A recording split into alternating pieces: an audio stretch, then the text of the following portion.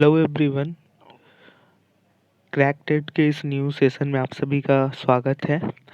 जैसा कि अभी तक हमने 3 सेशन को देखा जिसमें हमने complete CDP, math, Hindi, EVS 4 session हमने देखा और मैंने प्रयास किया है कि उन 4 सेशन में लगभग जो भी इम्पोर्टेंट चीज़ है, जो एग्ज़ाम पॉइंट ऑफ व्यू से बहुत ही ज़्यादा महत्व रखता है, हमने उन सारी चीज़ों को डिस्कस किया है।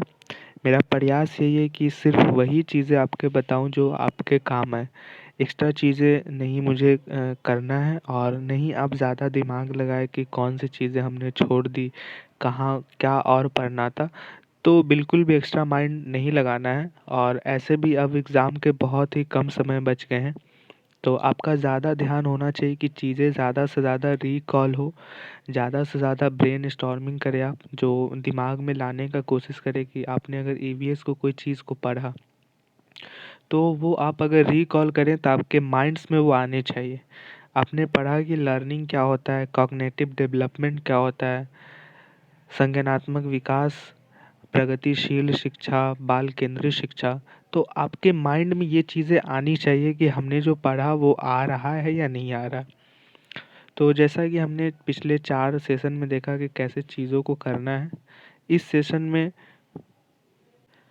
बेसिकली हम ये नहीं देखेंगे कि इंग्लिश लैंग्वेज का थ्योरी क्या है, इंग्लिश लैंग्वेज का ग्रामर क्या है। हम उन चीज़ों को देखेंगे जो एग्ज़ाम में आते हैं। आपको अगर पैसेज आप कितना भी रट लो, वो थोड़ी पैसेज रिपीटेड होता है। अगर आपने मेथड समझ लिया कि पैसेज बनते कैसे हैं, तो आप सारी चीज़ें ऐसे ही कर सकते हो। आपने अगर समझ लिया कि कौन से वर्ड कैसे होते हैं और इंग्लिश लैंग्वेज की सबसे अच्छी जो ख़ास बात है कि यहाँ से 4 से 5 ही पेडागोगी आते हैं।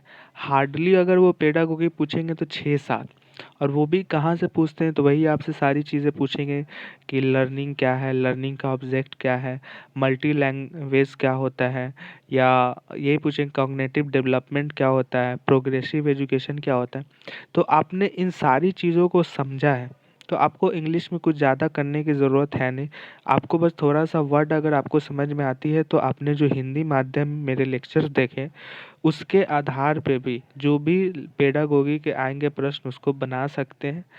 मैंने इस एग्ज़ाम को पास किया है, तो मेरा अनुभव है कि कैसे कम चीज़ों में, कम मटेरियल्स में आप बेहतर कर सकते हो।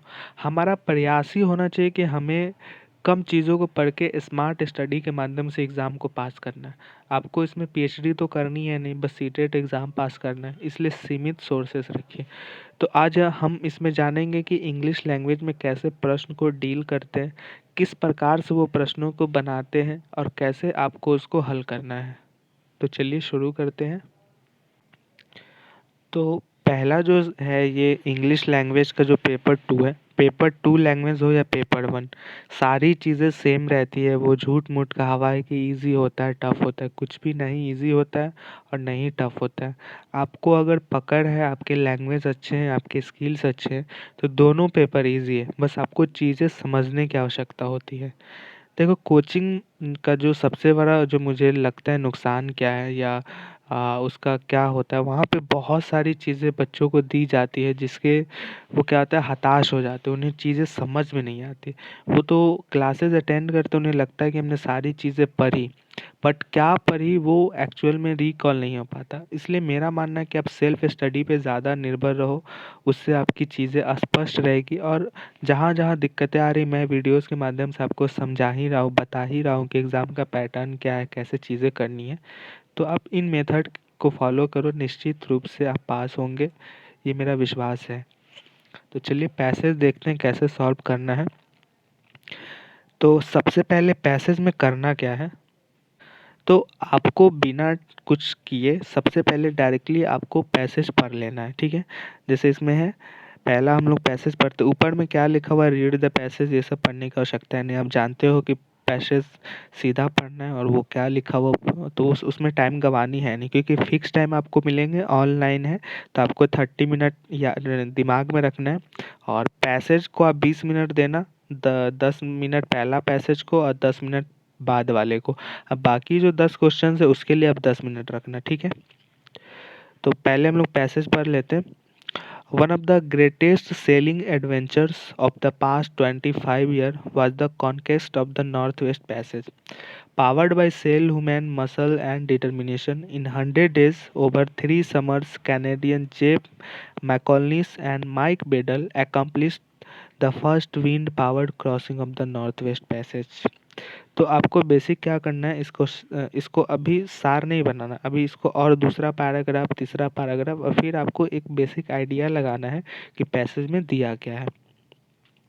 दूसरा पैरा क्या है?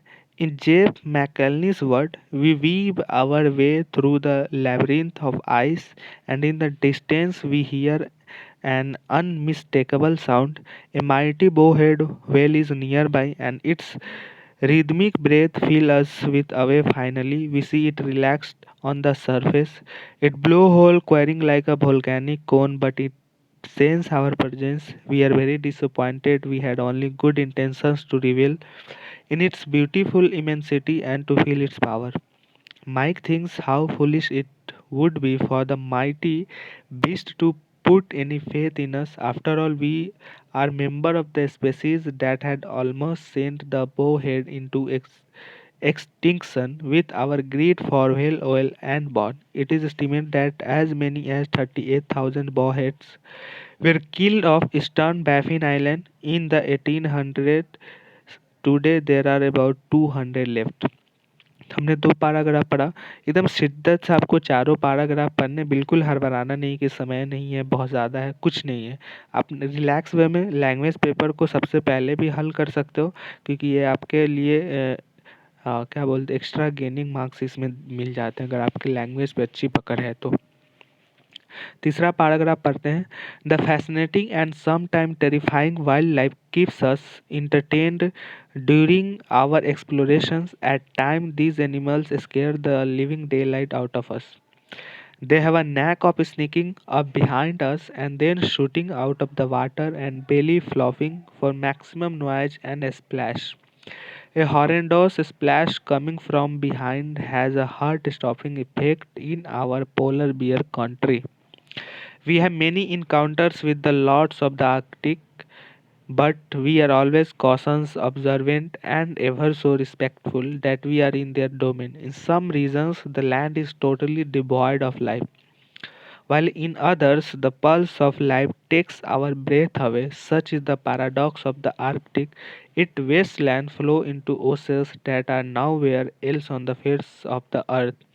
We feel great respect for them. The landscape is a challenge we fact at every moment. तो देखो पहला क्या है, इसके बनाने के पैसेज के दो तरीके हैं। पहला क्या है कि आप इस कहानी को मेमोराइज कर सकते हो। मेमोराइज मतलब आप शॉर्ट इसका कहानी बना सकते हो। अब देख रहे हो कि ज़्यादातर जगह क्या है, एक जो यहाँ पे डिस्कस है, एक कैनेडियन जो जेफ मैक्लोनिस है, ठीक, एंड माइक बीडल, ये दो यात्री जो हैं, ठीक है, वो निकलते हैं और इनको क्या मिलता है रास्ते में, बहुत सारे आइस हो, उसके बाद उनको रास्ते में व्हेल्स मिलते हैं, तो फिर वो व्हेल्स के बारे में इंफॉर्मेशन निकालते हैं, उसका क्या प्रयोग है, किस प्रकार से वो विलुप्त हो रहे हैं। तो ये छोटा मोटा आपको 2-4 का आइडिया मिल गया कि ये क्वेश्चन मोटा मोटी ये पूछ रहा है, ठीक है। तो आपको ज़्यादा दिमाग लगाने नहीं कि अब बताओ फुलिश का मतलब क्या होता है, it would be for the mighty beast का मतलब क्या होता है, आपको इसमें दिमाग नहीं लगाने। आपको डायरेक्टली आपको सार समझ में आ गया कि क्या कह रहा है इस पैसेज। देखो कितना मिनट लगा हमें पढ़ने में, 2 मिनट भी हमें नहीं लगा। चलो मान लेते 2 मिनट में हमने चारों पैरा पढ़ लिया और एक बेसिक आइडिया लग गया कि क्या है। अगर आपको नहीं भी लगा, आपको इंग्लिश समझ में नहीं आती कि क्या है नहीं है, तो कोई बात नहीं, आप एकदम निश्चिंत रहो, कोई बात नहीं है। आप नहीं भी इंग्लिश जानते हो फिर भी आप कैसे हल कर सकते हो, मैं अभी आपको बताता हूँ। तो पहला प्रश्न है, आप आपने पढ़ लिया पारा, अगर आपको समझ में आता है तो 2-4 लाइन आप पैसेज को समझ लो। पूरा एकदम एक-एक लाइन नहीं समझना है कि क्या लिखा हुआ। अगर आता है तो अच्छा है, नहीं आता है तो आप क्या करो, डायरेक्ट आपने पढ़ लिया पारा, अब आ जाओ क्वेश्चंस पे। North West passage could be crossed through. ठीक है, तो आपको कुछ नहीं यार, आपको समझ में नहीं आ रहा कि इंग्लिश क्या है, ठीक है ना, आपको समझ ही में नहीं आ रहा कि north West passage could be cross through क्या लिखा हुआ। तो आपने क्या किया, यहाँ पे पढ़ लिया north West passage could be cross through, आपको पढ़ने आता है कि इंग्लिश क्या लिखा हुआ।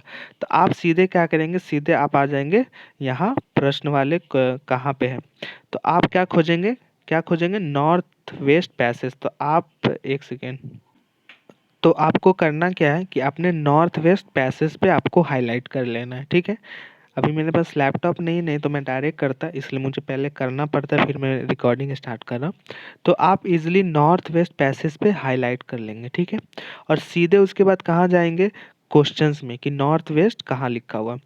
तो आप सीधे पहला लाइन से पढ़ेंगे, one of the greatest selling adventures of the past 25 year was the conquest of the north West passage.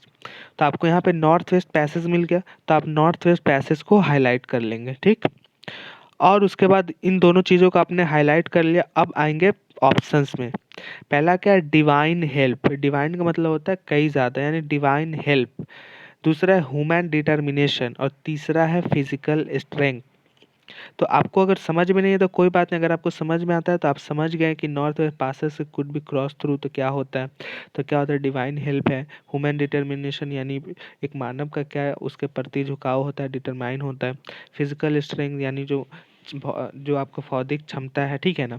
तो आपको समझ में आता है तो ठीक है, नहीं समझ में आता तो आपने तीन ऑप्शन देख लिया, क्या क्या है, divine help, human determination and physical strength. अब आप नॉर्थ वेस्ट पैसेज को आगे पढ़ेंगे। North West Passage powered by Shell, human muscle and determination. तो आपको यहाँ पे मिल गए दो वर्ड्स। तो आप क्या करेंगे कि आप यहाँ पे आपको दो वर्ड्स मिल गए, तो आपको पता चल गया कि यहाँ पे क्या है, ह्यूमन मसल्स एंड डिटर्मिनेशन। ठीक है, तो आपको जब यहाँ पे दो ऑप्शंस आपको मिल गए, और आपके ऑप्शंस में भी यहाँ दिए हुए हैं, north passage could be cross through human determination and physical strength.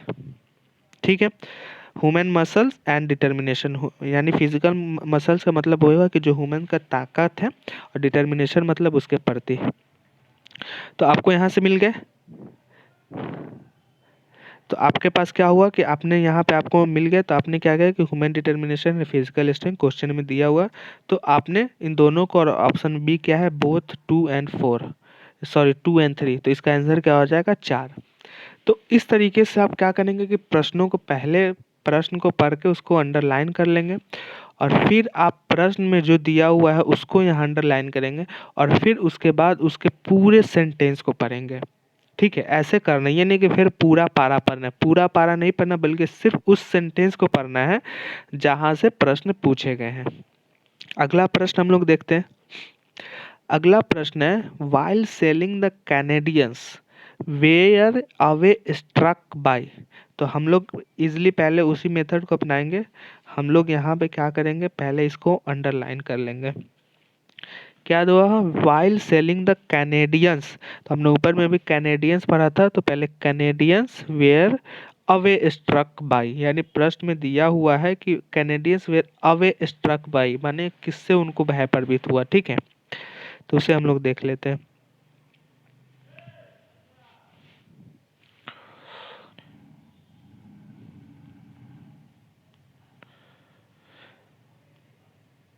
थोड़ा सा प्रॉब्लम है बट कोई बात नहीं, इसको अंडरलाइन कर लिए।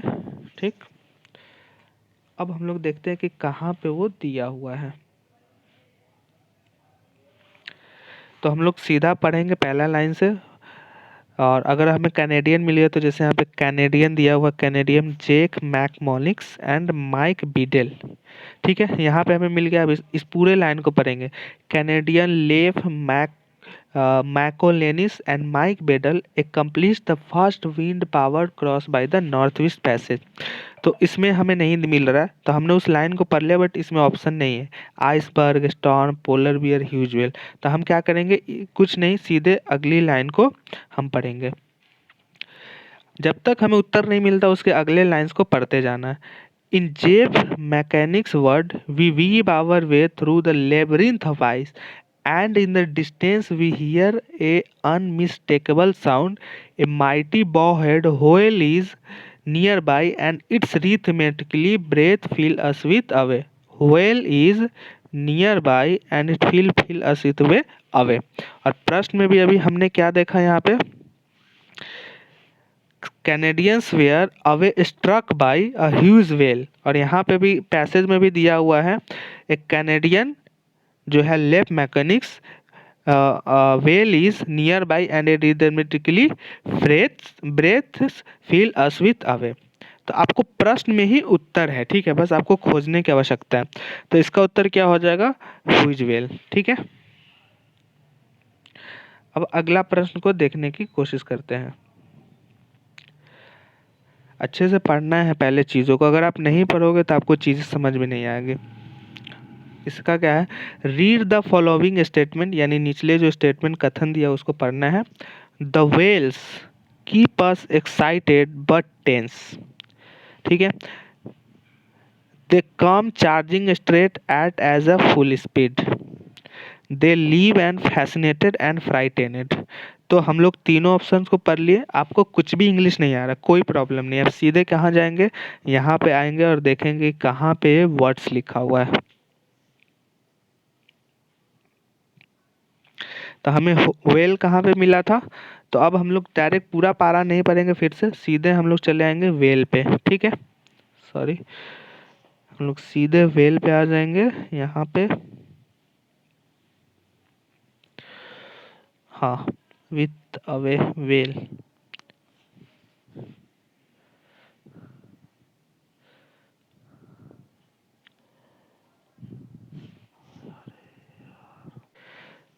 तो हमने क्या किया कि वेल को अंडरलाइन कर लिया, ठीक है। अब इसको पूरे सेंटेंस को पढ़ना है। Well is near by and it's rhythmic breaths fill us with awe. Finally, we see it relax on the surface. It blow hole quivering like a volcano cone, but it sense our presence.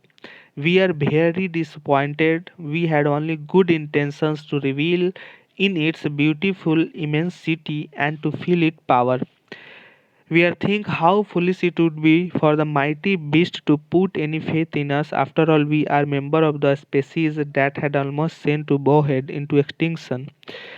With our greed for whale, our oil and bone, it is estimated that as many as 38,000 bowhead whatever, ठीक है।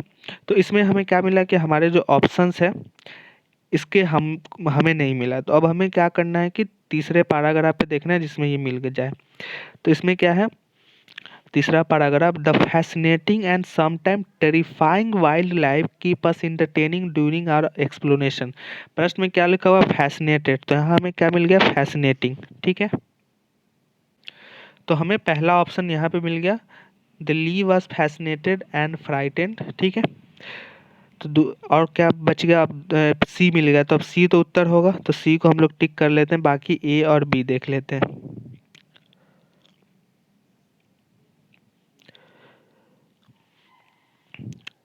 At time these animals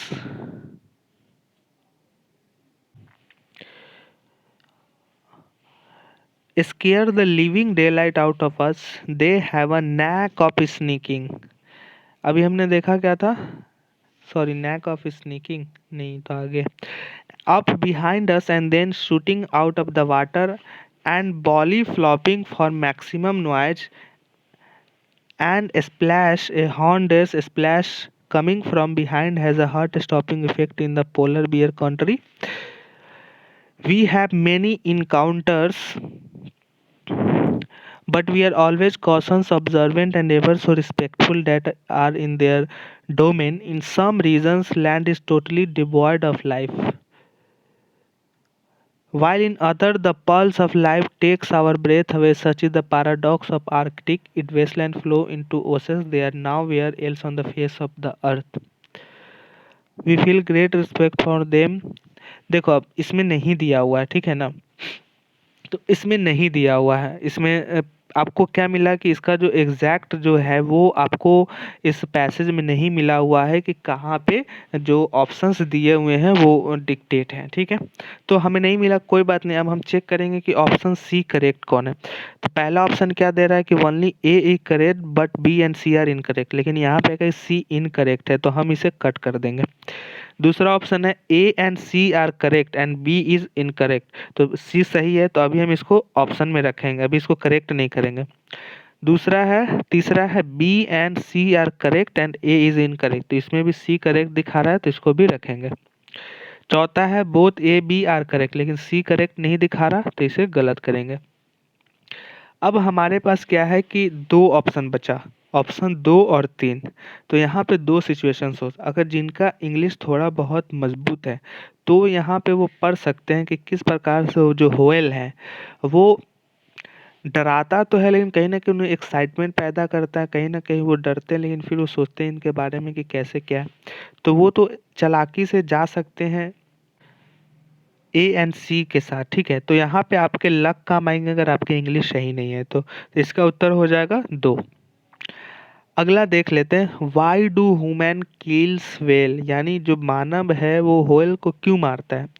तो अभी directly हम लोग देखते हैं, सीधे आपको कहीं नहीं अगर समझ में आए तो सीधे व्हेल से फिर शुरुआत करेंगे कि व्हेल का क्या है, ठीक है। तो सीधे हम यहाँ जाते हैं व्हेल, तो वेल से फिर पढ़ेंगे, well is a near by and it's rhythmic breaths fill us with away. Finally we see it relax on surface, its blowhole covering like a volcanic come, but it sense our presence. We are very disappointed, we had only good intentions to reveal in its beautiful immensity and to feel its power. Mike think how foolish it would be for the mighty beast to put any faith in us that had almost sent the bowhead into extinction with our greed for whale oil and bone. तो यहाँ पे दिया हुआ है options में क्या, for their oils and bones. तो आपको अगर इंग्लिश समझ में नहीं आती तो आप सीधे पैसेज की लाइंस भी उठाकर डाल सकते हैं। कहीं भी इंटरटेनमेंट, फूड या सर्वाइवल आपको देखने को मिल रहा है, कहीं नहीं मिल रहा है आप अगर अच्छे से पढ़ोगे। और आपको यहाँ पे क्या मिल गया, with our greed for whale oil and bone, यानी अपनी लालच से जो व्हेल का तेल है और उसकी जो हड्डियाँ है उसको हम बेचते हैं, ठीक है, इसलिए वो विलुप्त हो रहे हैं। तो इसका उत्तर क्या हो जाएगा, इसका उत्तर हो जाएगा for their oils and skin. तो आप देख रहे हो कि कैसे आप प्रश्न को बना सकते हो, अगर आपकी अंग्रेजी अच्छी नहीं है फिर भी आप बना सकते हो, ठीक है। अगला देख लेते हैं, what is the paradox of the Arctic. Paradox शब्द इतना भारी वर्ड है, ठीक है, भारी वर्ड है लेकिन कोई बात नहीं, हमें तो भाई बनाना है। तो what is the paradox of the Arctic.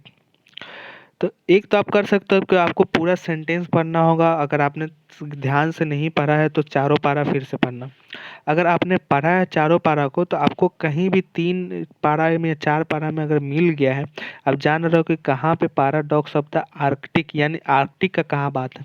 तो अभी हम लोगों ने चारों पारा पढ़ा, तो हम लोग खोजते हैं कि देखो आर्कटिक, तो हमें सीधा यहाँ पे मिल रहा है, we have many encounters with the lord of the Arctic. आप अच्छे से पढ़ोगे तो ये जो आर्कटिक वाला है ये सीधे चौथा में है, ठीक है ना, ऊपर के 3 में नहीं है। मैं इसलिए बता रहा हूँ कि मैंने अभी पढ़ा है टोटल, और आप पढ़ेंगे तो आपको अंदाज़ा लग जाएगा। आप 2-3 बार चीज़ों को पढ़ेंगे ना तो आपको समझ में आ जाएगा, जैसे आप क्वेश्चंस देखोगे तो आपको लग जाएगा कि कौन पारा में क्या लिखा हुआ है, ठीक है। तो अब हमें आर्कटिक मिल गया, अब हमें सीधा क्या करना है, पूरे सेंटेंस को फिर से पढ़ना है। और उसके हमने देख लिया यहाँ पे लॉर्ड ऑफ आर्कटिक। अब ऑप्शन देख लेते कौन कौन सा है। पहला है, it is totally devoid of life, its challenging landscape, the desert and converging into greenland, there is a landscape of life in the region। अब हमें क्या जाना, 4 ऑप्शन हमारे पास है। अब हम लोग क्वेश्चन पारा पढ़ लेते हैं।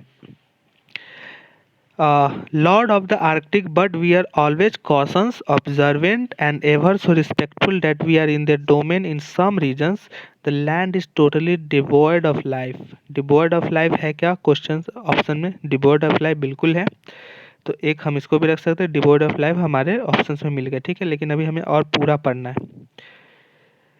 While in others the pulse of life takes our breath away, such is the paradox of the Arctic। अब हमें मिल गया original sentence paradox of the Arctic। तो अब हम क्या करेंगे कि पीछे हमने क्या पढ़ा उससे मतलब नहीं है। paradox of Arctic हमारे क्वेश्चन में क्या है, paradox of the Arctic। तो अब हमें यहाँ से सेंटेंस को शुरू करना है और यहाँ से जो हमें अगला ऑप्शन मिलेगा वो हमारा करेक्ट हो जाएगा। Paradox of Arctic, its wasteland flow into oceans that are nowhere else on the face of the earth. We feel great respect for them. The landscape is a challenge we face at every moment. तो हमने देखो यहाँ पे क्या लिखा हुआ है, इसके बाद वाला जो सेंटेंस है वो क्या है, फेस ऑफ द अर्थ है ऑप्शन में, कहीं पे नहीं है फेस ऑफ द अर्थ, लेकिन जो लैंडस्केप इज चैलेंज, तो ये ऑप्शन में हमारा मिल रहा है लैंड, चैलेंजिंग लैंडस्केप। तो ये हमारा उत्तर हो जाएगा। तो आप देख रहे हो कि कैसे प्रश्न बनाना है, और मैं इस वीडियो को बनाने का यही उद्देश्य रखा हूँ कि आपको बस चीज़ें समझ में आनी चाहिए। आप कितना भी इन चीज़ों को पढ़ लोगे ना, अगर आपके पास स्किल्स नहीं है और कैसे क्वेश्चन बनते हैं तो आप नहीं बना पाओगे। ये मेरा दोस्त बहुत पुराना एक्सपीरियंस नहीं तो कह सकता हूँ, लेकिन 2-3 साल से मैं प्रश्नों को बना रहा हूँ, अभी तक मैंने बहुत क्वेश्चंस बनाए, उसके आधार पे टेक्निक बता रहा हूँ, बहुत इंपॉर्टेंट टेक्निक है। आप बस 2-3 बार वीडियो को देखोगे आपको सारी चीज़ें स्पष्ट हो जाएगी। अगला देख लेते हैं, feel us with away. Away यहाँ पे अंडरलाइन किया हुआ है, इसका मतलब अवे से पूछ रहा है। The underline word means the same as, यानी जो अंडरलाइन वर्ड है अवे, तो इसका मीनिंग क्या है। तो देखो अब अवे जो है, तो अगर अवे का आपका पता है कि मीनिंग क्या है, तो आप चारों ऑप्शन देखोगे, सरप्राइज, वंडर, कंफ्यूजन, एंगर, तो बन जाएंगे। यहाँ पे हम कुछ नहीं कर सकते कि पैसे से क्या लें, आप पैसे में ज़्यादा से ज़्यादा इसका मीनिंग समझ सकते हो। तो अब आपको अवे खोजना है, तो अवे कहाँ है, तो मैंने तो खोज के रखा है पहले से, आपको मेहनत करनी पड़ेगी एग्जाम हॉल में, ठीक है। तो ये आप करना कि पहले अवे खोज लोगे, तो अवे यहाँ पे आपको मिल गया। अब यहाँ पे क्या सेंटेंस से बुड़का है, तो इसका मतलब सेंटेंस शुरू कहाँ से होगा, MIT से, ठीक है। A mighty bowhead whale is nearby and its rhythmic breath fill us with awe।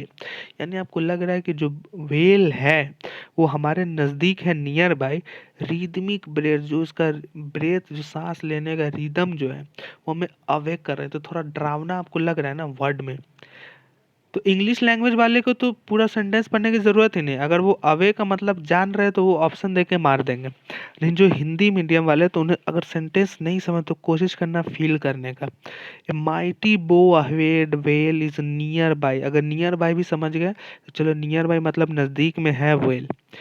And it's rhythmic breath, यानी ब्रेथ मतलब तो आप जानते हो, 1-2 वर्ड तो आपको पता होने चाहिए।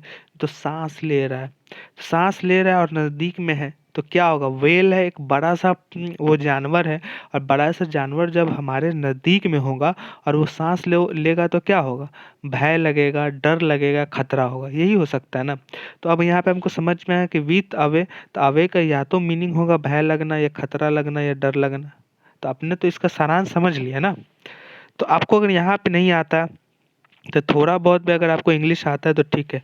तो फॉर इंटरटेनमेंट, नहीं सॉरी, कहाँ गए, हाँ, फॉर सरप्राइज। अगर देखो सामने में अगर कोई है और इतना बड़ा मछली है और वो सामने में है, नज़दीक में, और सांस भी ले रहा है, तो आपको लग रहा है कि वो सरप्राइज होगा। अब सोचो वो सरप्राइज हो सकता है, तो सरप्राइज तो हो ही नहीं सकता। सरप्राइज कब होता है, जब वो खुशी का पल होता है ना। तो आपको थोड़ा बहुत पता होना चाहिए। वंडर, वंडर का मतलब जो जानते हो उन्हें, वंडर मतलब होता है आश्चर्य। तो आपने देख लिया कि अगर कोई व्हेल नज़दीक आता है तो आप आश्चर्यचकित हो जाते हैं, भयभीत हो जाते हैं, डर जाते हैं। तो जिनको अवे का मतलब था वो पहले ही वंडर मार के सही कर चुके हैं, लेकिन आपको नहीं पता है तो वंडर। अगर अभी भी आपको लग रहा है कि नहीं वंडर का मुझे पता नहीं, तो आप क्या देखेंगे, कन्फ्यूज़न। तो आपने कन्फ्यूज़न बचपन से सुना है कि कन्फ्यूज़न कब होता है, जब हम कोई चीज़ में उलझ जाते हैं तो उसे कहा जाता है कन्फ्यूज़न, यानी चीज़ें समझ में नहीं। लेकिन यहाँ पे मोमेंट कैसा है, डरा हुआ मोमेंट है, यहाँ पे एक व्हेल मछली है जो नज़दीक में है, तो इस प्रकार से कन्फ्यूज़न तो हो ही नहीं सकता, क्योंकि हम यहाँ पे डरे हुए हैं, तो इसे कट कर सकते हैं। चौथा एंगर, एंगर गुस्सा, तो गुस्सा आपको आएगा या गुस्सा व्हेल को आएगा। और यहाँ पे बात किसकी हो रही है, एक मैन की, एक आदमी की हो रही है, तो आप यहाँ पे कैसे डर सकते हैं। हो सकता है बहुत से लोग एंगर भी लगा सकते हैं क्योंकि सोचेंगे कि वेल का हंगर है, तो हो सकता है कन्फ्यूज़न क्योंकि आपको इंग्लिश नहीं आ रही। लेकिन थोड़ा बहुत अगर इंग्लिश आ रही है तो आप ये सब कन्फ्यूज़न नहीं करेंगे, ठीक है। तो आपको 3 एलिमिनेंट ऐसे हो गए, आपको वंडर का पता नहीं है मीनिंग कि क्या होता है वंडर, वाह वंडरफुल, इस तरीके से आपको याद है, फिर भी आपने 3 करके 1 को सही मार दिया, ठीक है। तो मैं बेसिक बता रहा हूँ कि कैसा प्रश्न को हल कर सकते हैं, मैं यहाँ पे कोई ये नहीं बता रहा हूँ कि क्या है नहीं है, बस प्रश्न हल करने का टेक्निक बता रहा हूँ। अगला है NAAC of meaning sneaking up. तो यहाँ पे प्रश्न में भी दिया हुआ है कि नैक ऑफ स्नीकिंग अप, ये पारा थ्री में है, तो आप सीधे पारा थ्री में चले जाएंगे। पारा थ्री को पढ़ेंगे। The fascinating and something terrifying wild life keep us entertained during our exploration at time these animal scare and living daily light out of us. They have a knack of sneaking, तो आपको क्या मिल गया प्रश्न में, NAAC of sneaking. जिसे पता है नैक ऑफ स्नीकिंग वो डायरेक्ट क्या करेंगे कि वो डायरेक्ट यहाँ से आएंगे और कहेंगे कि नैक ऑफ स्नीकिंग। लो भैया, नैक ऑफ स्नीकिंग का इंटरपेंस मतलब होता है या फ्लेयर होता है या इग्नोरेंस होता है, डिस्क्लिनेशन होता है। तो आपको अगर बेसिक आइडिया होंगे तो आप बना लोगे, लेकिन आपको पता नहीं है तो आपको क्या करना होगा, फिर आपको पैसेज पढ़ने होंगे। तो हम लोग सीधे पैसेज पे आ जाते हैं। पैसेज शुरू कहाँ से हो रहा है, दे हैव अ, तो सीधे पॉइंट से शुरू करेंगे, ठीक है। They have a knack of sneaking up behind us and then shooting out of the water and belly flopping for maximum noise and splash, ठीक है।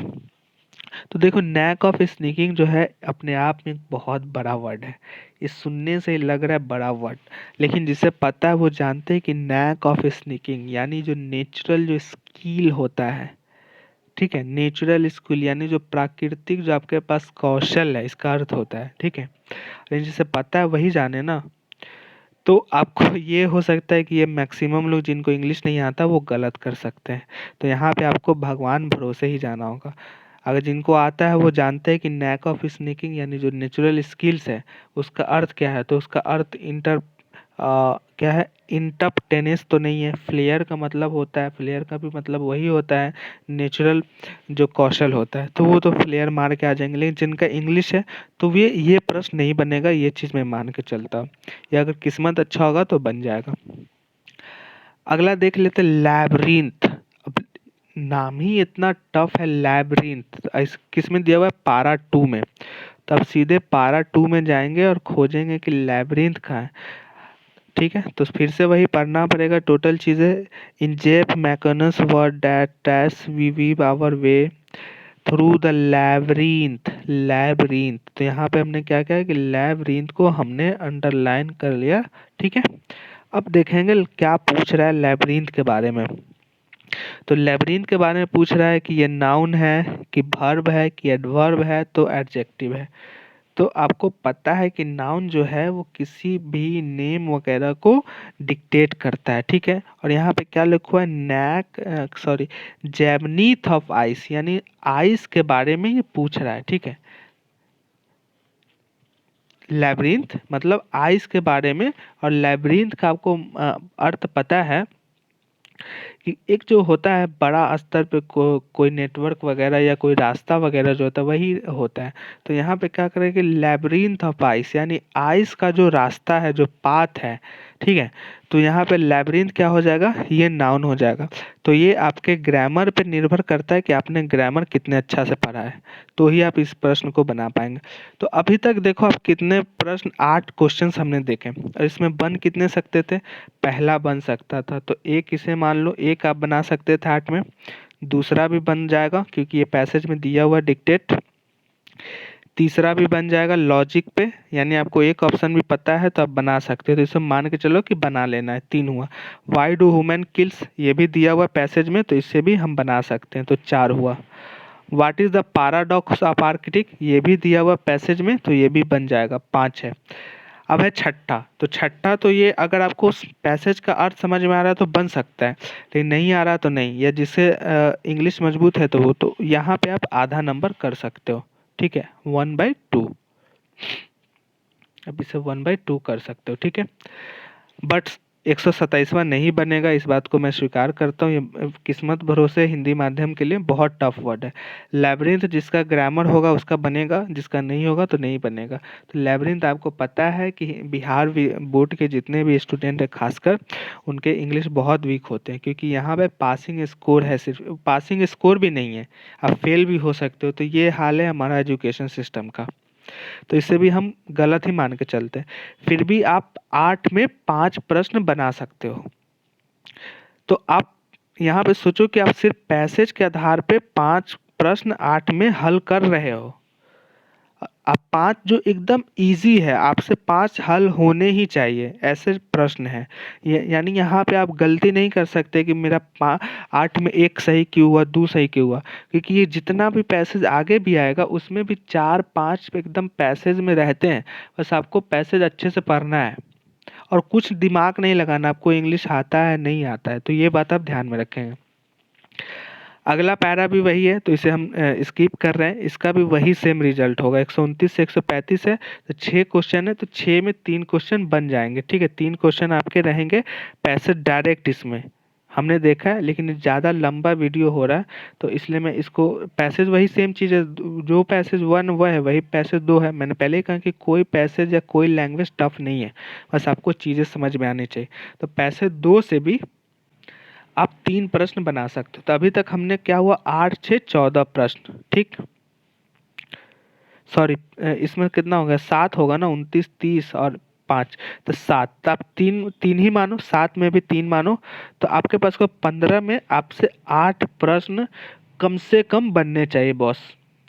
5 प्रश्न तो हर हाल में बनने चाहिए, इसलिए कि 5 प्रश्न जो है वो सीधे पैसेज से पूछ रहा है आपके, तो ये आपके होने चाहिए। ठीक, अब हम देखते हैं इसका अगला वाला पार्ट।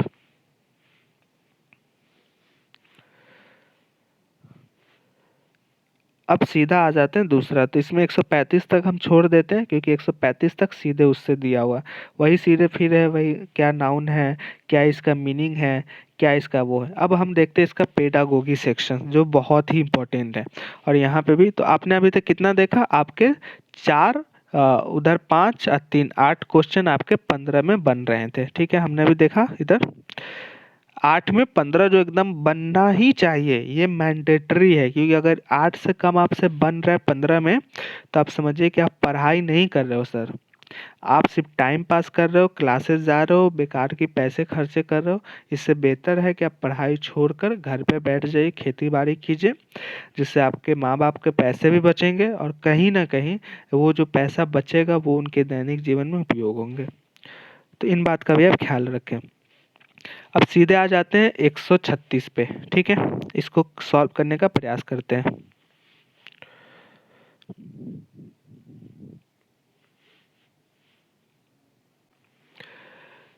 तो 136 है, पहला प्रश्न है, what does it means by multilingualism in school education.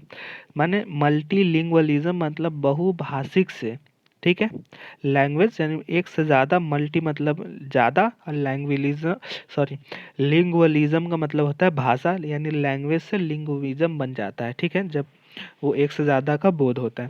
In school education यानी जो स्कूल की जो शिक्षा है उसमें एक से ज़्यादा जो बहुभाषिक है उसका क्या अर्थ है। तो आपने बहुभाषिक, मैंने हिंदी पेडागोगी जो इम्पोर्टेंट कीवर्ड्स वाला वीडियो उसमें मैंने बहुत डिटेल में बताया। तो आपको थोड़ा बहुत भी इंग्लिश के लैंग्वेज का नॉलेज है तो आप इजीली बना सकते हैं। आपको कुछ इसके लिए एक्स्ट्रा नहीं पढ़ना कि आप बताओ मल्टी लैंग्वेलिज्म क्या है, लिंग्वलिज्म क्या है, आपको कोई आवश्यकता नहीं। आप जानो कि बहुभाषिक, तो बहुभाषिक है जहाँ पे एक से ज़्यादा भाषाओं का प्रयोग कर सिलेबस को इजी बनाया जाता है, बच्चों को समझ की जो है उसके अनुरूप बनाया जाता है, उसके रचनात्मकता के लिए अलग अलग माध्यमों का, अलग अलग भाषाओं जो स्थानिक है उसका प्रयोग किया जाए। तो आपको ये पता है, अब इसके लिए आप फिर 10 क्लास देख रहे हो तो टाइम की बर्बादी है। ठीक है, तो पहला देख लेते हैं, teaching learning of as many as language as possible. क्या जो एक से अधिक भाषा को पढ़ाकर टीचिंग लर्निंग को बेहतर बनाना हो सकता है क्या। यानी जो हम टीचिंग जो पढ़ा रहे हैं सिखाने के क्रम में एक से ज़्यादा भाषा, क्या मल्टीलैंग्वेलिज्म इन स्कूल एजुकेशन का मतलब है। तो नहीं हो सकता, एक से ज़्यादा मल्टीलिंगुअल हो सकता है, क्यों? अगर जो नहीं पढ़े उनके लिए तो होगा कि हाँ भाई मल्टी है मतलब एक से ज़्यादा, लेकिन यहाँ बात हो रही एजुकेशन में, ठीक है। चलो इसको भी मान लेते हैं कि हो सकता है, तो इसे बुनका कर देते हैं। दूसरा है teaching learning of the mother tongue as language and as a medium.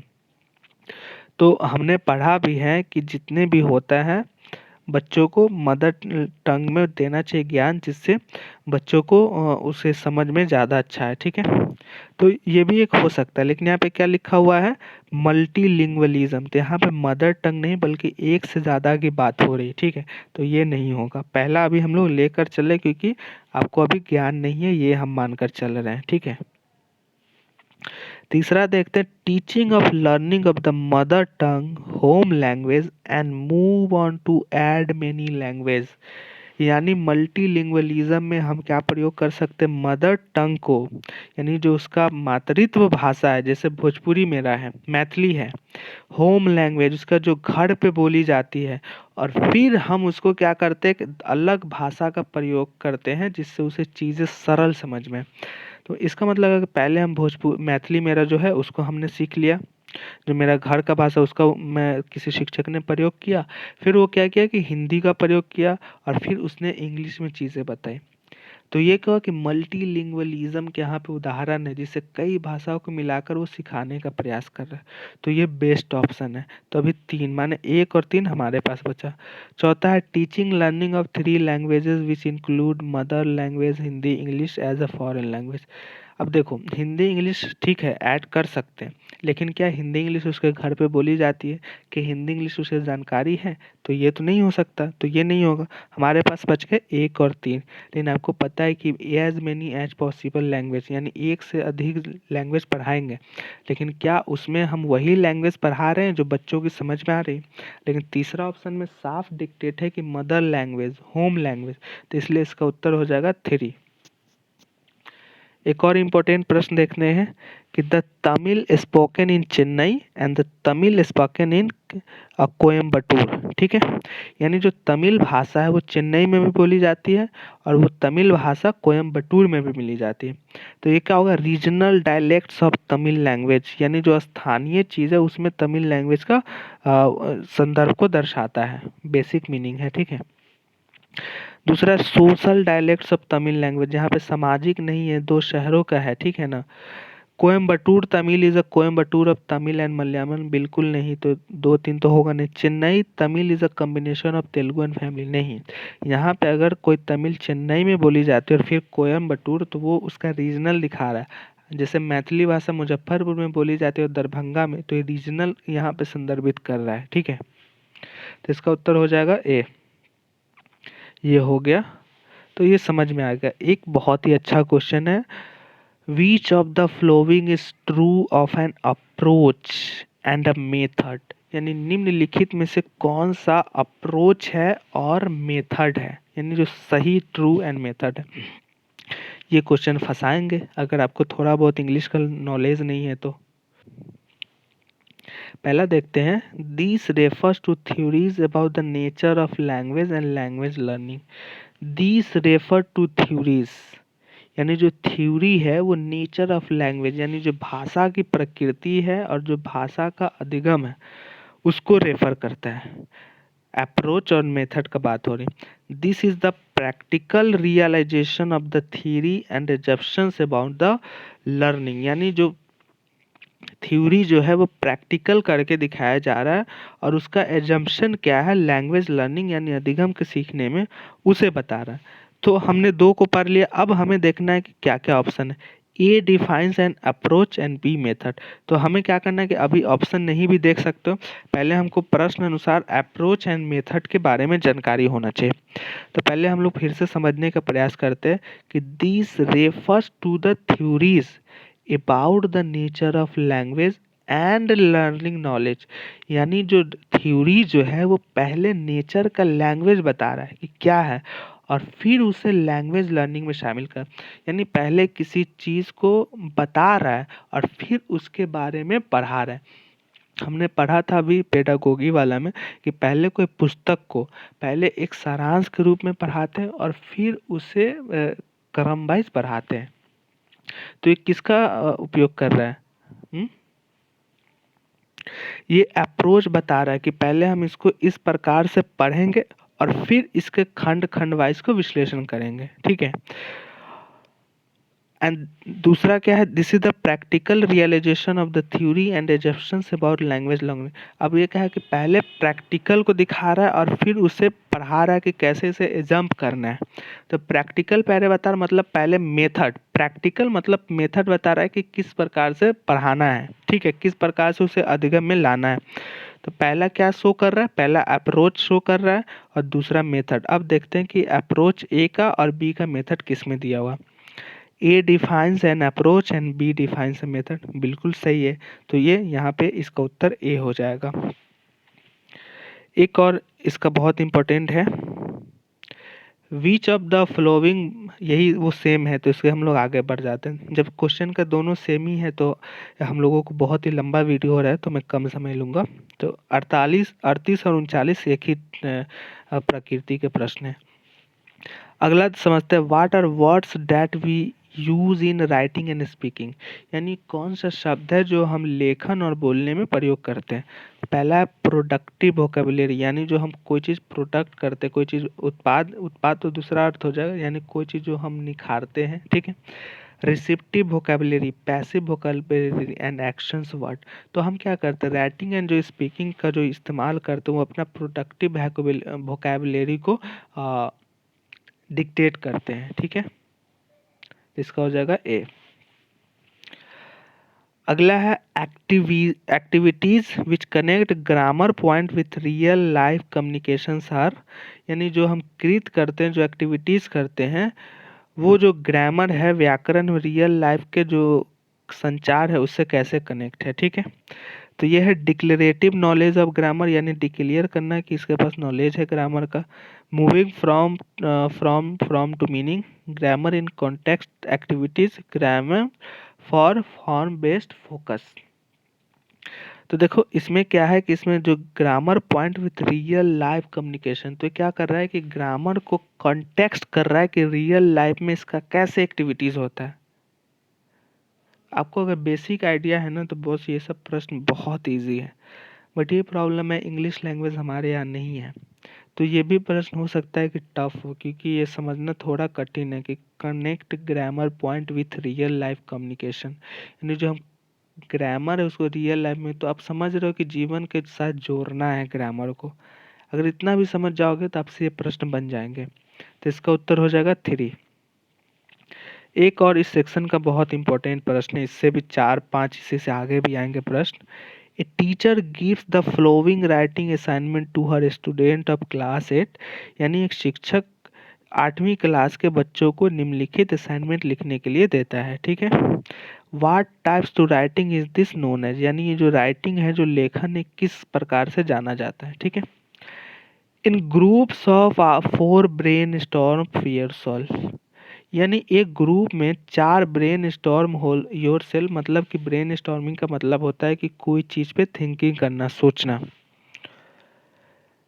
Jot down ideas and develop an outline and draft a good right up presenting 2 arguments in favour and 2 against the topic, यानी कोई 4 बच्चा है group में और वो brain storming कर रहा है अपने से और उसको एक आइडिया निकालना है, ठीक है, कि वो क्या सोच रहा है, और उसके बाद उसे डेवलप करके एक ड्राफ्ट बनाना है जिसमें वो अच्छे से असाइनमेंट लिखे और उसे प्रेजेंट करे, ठीक है। प्रश्न का ये डिमांड, तो इसमें क्या करना है कि 2 फेवर में देना है और 2 अगेंस्ट में टॉपिक देना है। अब इसका अर्थ क्या है, प्रश्न का सार ये है कि इसका अर्थ क्या है, इसका अर्थ पूछ रहा है, ठीक है। पहला है डिस्क्रिप्टिव राइटिंग। देखो डिस्क्रिप्टिव राइटिंग रहता मतलब लिखने का, तो लिखने का तो बात हो नहीं रही, यहाँ पे सोचने की बात हो रही, तो ये तो होगा नहीं। दूसरा है क्या है, डिस्कर्सिव राइटिंग। ये क्या होता है, डिस्कर्सिव राइटिंग का देखो बहुत टफ वर्ड है यार, थोड़ा तो टफ होगा। डिस्कर्सिव राइटिंग का ऐसे बेसिक सा अर्थ होता है कि कोई टॉपिक मिला और उस पर एक्सपेक्ट किया जाता है कि उसके डिस्कस करे और उसके प्रभाव और जो आकलन है, महत्व है, उसके बारे में वो बताए। तो इसके बारे में तो यही पूछ रहा है, तो इसका उत्तर बी हो जाएगा। तीसरा क्या है, पर्सनल राइटिंग, तो पर्सनल राइटिंग पूछ नहीं रहा है। चौथा नैरेटिव, मतलब किसी के बारे में विचार व्यक्त करना। लेकिन प्रश्न में क्या पूछ रहा है कि एक चार ग्रुप में है, उसको सोचना है और उसके अनुरूप वहाँ पे उसे क्या करना है कि आर्गुमेंट देना है, नकारात्मक और सकारात्मक, और उसका असाइनमेंट लिखना है। ठीक है, तो यहाँ पे क्या असाइनमेंट लिखना है, तो आप अगर आप नॉन इंग्लिश बैकग्राउंड से हो तो आप एलिमिनेशन मेथड का प्रयोग करना। डिस्क्रिप्टिव मतलब लिखना, तो ये होगा नहीं। पर्सनल यहाँ पे बात हो नहीं रही, यहाँ पे ग्रुप में है। नैरेटिव में नैरेशन हो सकता है, क्योंकि चार लोग हैं तो नैरेट ही कर रहे हैं ना, नैरेशन ही बना रहे हैं, सोच रहे हैं। ठीक है, तो ये भी हो सकता है। डिस्क्रिप्टिव नहीं याद है, तो यही दो या फोर, तो यहाँ पे भी आपको एलिमिनेट का मेथड का यूज करना होगा। और आपके साथ किस्मत रहा तो सही होगा, अदरवाइज गलत होगा। अगला देखते हैं, new education policy 2020 recommends the study of classical language is. ठीक है, यानी क्लासिकल लैंग्वेज के बारे में, भाषा के बारे में 2020 का न्यू एजुकेशन पॉलिसी क्या रिकमेंड करता है। पहला है language under three language formula, बिल्कुल नहीं, गलत है। As language during the early, ये भी गलत है। एज एडिशनल ऑप्शनल, अभी आपने देखा कि मातृ भाषा में प्रयोग, यानी अगर उसको भोजपुरी पसंद है तो भोजपुरी में, मैथिली तो मैथिली, हिंदी तो हिंदी, ये हो सकता है, इसे टिक कर लेंगे। As a modern Indian language, modern Indian की बात है नहीं, तो इसका ऑप्शन 3 हो जाए। तो आपसे यहाँ पे एक ये देख लेते हैं, उसके बाद समझते हैं। A reader reads newspaper and it looking for specific information on the cricket match played the day before। यानी कोई रीडर जो है वो न्यूज़पेपर पढ़ता है और वो स्पेसिफिक, यानी कोई एक खंड को देखता है जिसमें उसे क्रिकेट जो एक दिन पहले हुआ उसके बारे में जानकारी चाहिए। अब ये रीडिंग क्या कहलाता है, देखो क्या प्रश्न है यार। Skimming, scanning, reading of pleasure, reading for information. तो एक तो इंफॉर्मेशन वाला हो सकता है क्योंकि इंफॉर्मेशन के लिए, लेकिन ये प्रश्न बहुत घुमा के पूछा है। ठीक है, तो इसको हम लोग मान के चलते हैं कि नहीं बनेगा। हो सकता है कि रीडिंग ऑफ इंफॉर्मेशन लगाओगे जो गलत हो जाएगा। प्लेजर तो होगा नहीं, प्लेजर की बात ही नहीं हो रही। और बाकी दो वर्ड का अगर आपको मीनिंग पता है तो आप निकाल सकते हो। तो हम इसे अभी गलत मान के चल। हमसे कौन कौन से प्रश्न इसमें बन सकते हैं। पहले देखो, मल्टी लैंग्वेलिज्म, सॉरी लिंगुअलिज्म बन सकता है, तो एक यहाँ पे हम मान लेते हैं कि एक हमसे ये बना। ठीक, दूसरा Tamil spoken in Chennai and the Tamil spoken in Coimbatore are, तो ये भी हमसे बन जाएगा। ठीक है, दो, ये इजी है यार। तीसरा है, which of the following is a true of N approach and method. अगर आपको अप्रोच एंड मेथड के बारे में पता है, आप सारांश निकाल सकते हो, तो ही ये प्रश्न बनेंगे। तो इसे हम लोग मान के चलते हैं कि नहीं बनेगा। ठीक है, which of the following is bottom of listening activities, ये भी मान के चलो नॉन इंग्लिश वाले कि नहीं बनेगा। ठीक है, what are the word that we use in writing and speaking, इसे आप हाफ मान के चलो, बन भी सकता है, नहीं भी बन सकता है। अगला है activities which connect grammar point with real life. अगर आपको पता है कि ग्रामर को रियल लाइफ में कैसे करेंगे, तो रियल लाइफ के कॉन्टेक्स्ट में पूछ रहा है, रियल लाइफ से जो कनेक्ट होगा उसके बारे में पूछ रहा है, तो ये भी आप मान के चलो 1/2 हाफ एंड चांस है कि बनेगा, नहीं बनेगा। 142, ये तो निष्कर्ष निकालने वाला प्रश्न है। अगर आपको स्किल अच्छी है तो बनेंगे या नहीं बनेंगे, तो इसे मान के चलो नहीं बनेगा। न्यू एजुकेशन पॉलिसी बनना चाहिए हर हाल में। ठीक है, तो ये हो जाएगा, ये मान के चलते नहीं। तो हमसे कितने प्रश्न बनने की संभावना है, एक यहाँ से, ठीक है, आधा आधा यहाँ, एक दो, दो, और यहाँ पे एक एक दो, चार, यानी यहाँ पे अभी मान के चलो चार। ठीक है, चार हमसे कितने में बन रहे हैं, 9 प्रश्नों में। ठीक है, 4/9, ये एकदम बनने चाहिए बॉस। अब अगला हम लोग देख लेते हैं, अंतिम 6 प्रश्न। अंतिम 6 प्रश्न वही, a teacher of class 8 ask a learner to read a short story. तो ये आपको पहले ही मैंने बताया, पिछला क्वेश्चन से कनेक्ट है। अगर आपको आता है निकालना, निष्कर्ष निकालना, समरी, तो ये आपसे बनेंगे। तो इसे आप मान के चलो कि नहीं बनेगा। ठीक है, मान के चलो अभी। बन जाए तो अच्छा है, लेकिन अभी हम लोग उसी को काउंट करेंगे जो हमारे हाथ में है, जो बनने की ज़्यादा संभावना है। ठीक है, तो इसे मान लो कि नहीं बनेगा, ठीक, अभी के लिए। दूसरा है what does the pedagogical realisation of the material, यानी जो शिक्षण शास्त्र का जो ज्ञान जो होता है, रियलाइजेशन का बेसिक अर्थ समझो, इसे बहुत भारी भरकम मीनिंग है। Of materials refer to a material in development, यानी जो मटेरियल्स का प्रयोग करते हैं उसे विकास में कैसे काम आता है। ठीक है, तो जिसका पेडागोगी थोड़ा बहुत अच्छा है तो ये प्रश्न बनेंगे। पहला है activities and task to promote language pedagogy, यानी कोई एक्टिविटीज क्रिया करने के लिए कोई टास्क देकर प्रमोट करेंगे, नहीं हमें नहीं करना है प्रमोट किसी भी क्रिया के माध्यम से। Embedding the pedagogy into the materials to enable the teacher adopt the pedagogy, यानी हम उन मटेरियल्स को शामिल करेंगे पेडागोगी शिक्षण शास्त्र में जो टीचर अडॉप्ट करे और उसे लगे कि ये हमारे अनुरूप है, जिससे क्या होगा कि वो उसे अच्छा पढ़ाने का अवसर मिलेगा, वो समझाने में अच्छा अपने आप को पाएंगे। ठीक है, तो ये हो सकता है, तो इसे हम अभी बूंदी कर लेंगे। अगला देखते हैं,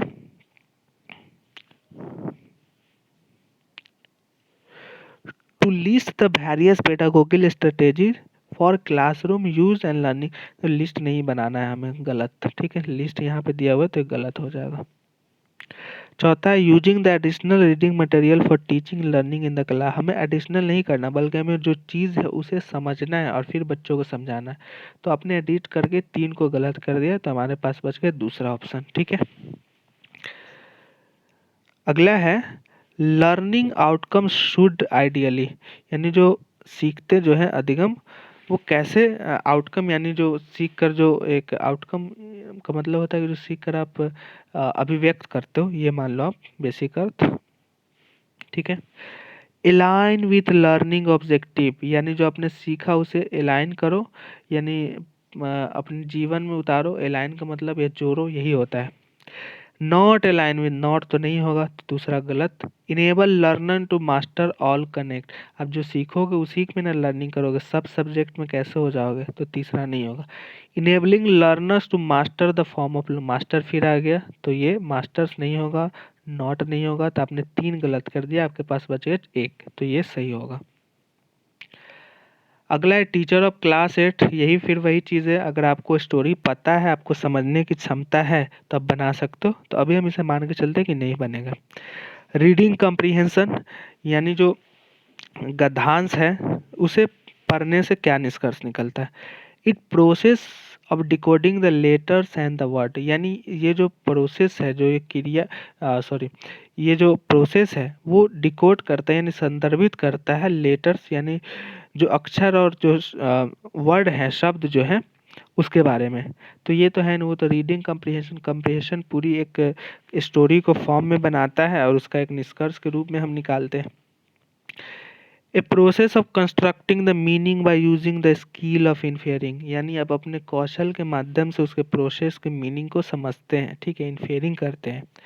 reading allowed of correct pronunciation, pronunciation का कहाँ से अर्थ आ गया यार। Decoding the words and sentence and the view point of the Athar, हो सकता है कि डिकोड उसके जो अथर का जो पॉइंट है उसका, लेकिन हमें क्या करना है, मैंने पहले भी वीडियोस में बताया कि जो करेक्ट ऑप्शन उसके साथ जाना है। तो यहाँ पे हमारे पास 2 बच गए और 4 बच गए, 1 और 3 तो होंगे नहीं, तो हमारे पास 2 और 4।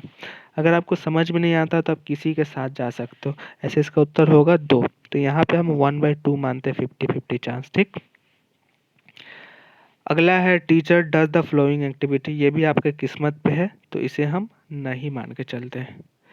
तो इसमें हमसे कितने प्रश्न बनेंगे, तो इसमें हमारे पास एक ये वाला बनेगा 146, तो 146 को हम मान ले 1। ठीक, दूसरा है लर्निंग आउटकम शुड आइडियली, ये भी बनना चाहिए बॉस, 2। तीसरा नहीं बनेगा, हाँ एक इसको, यानी 1/2। तो हमें कितने बने यहाँ पे, 3 6 प्रश्न में 2.5 मार्क्स। ठीक, 2.5 मार्क्स 6 में।